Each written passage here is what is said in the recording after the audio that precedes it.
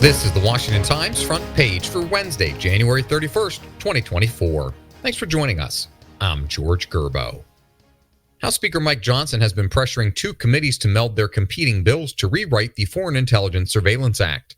Kerry Pickett reports the Speaker is forcing members of the Judiciary Committee and Intelligence Committee to get on the same page before an April deadline. Johnson gave the committees until the start of April to settle on a single bill to overhaul FISA to strengthen his position to negotiate with President Biden and Senate Democrats. A top issue is FISA's Section 702, which grants the government broad powers to collect mass quantities of electronic communications to look for evidence of foreign plots and dangers. The House Homeland Security Committee has initially approved articles of impeachment against Homeland Security Secretary Alejandro Mayorkas. Stephen Dinan reports the two articles passed the panel on a party-line 18-15 vote. Speaker Mike Johnson has signaled he wants a quick floor vote to follow. Republicans say his mismanagement of the border should make him the first sitting cabinet member ever to be impeached.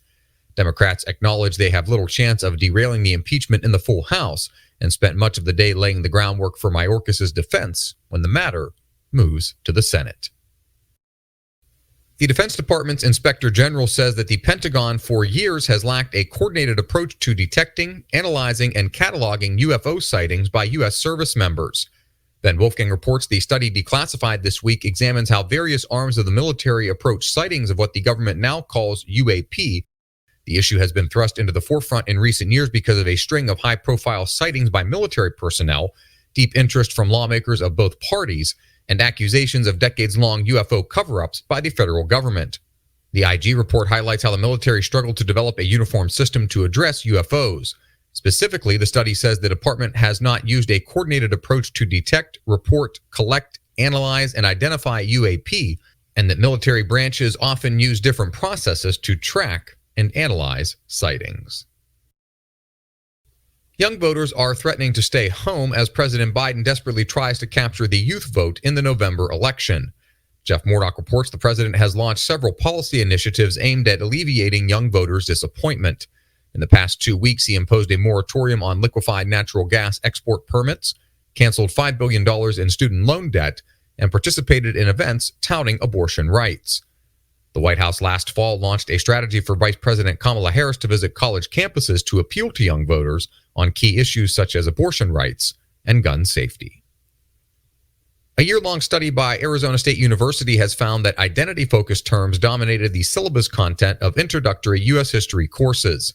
By contrast, Sean Salai reports, the study said the materials overlooked events such as America's founding, the Civil War, and World War II. Some historians reached for comment welcomed the report's findings, but others criticized its characterization of the courses, which the report left anonymous. The commission behind the report is chaired by and includes former Republican political leaders. And finally, North Korea has test-fired a range of what it said were submarine-capable cruise missiles into the Yellow Sea. Andrew Salmon reports the tests marked the third set of cruise missile launches within 7 days for the regime of North Korean leader Kim Jong-un. Find all of today's front page stories at WashingtonTimes.com/front page or on the Washington Times app, and find us wherever you get your podcasts. Just search Washington Times in your favorite podcast app.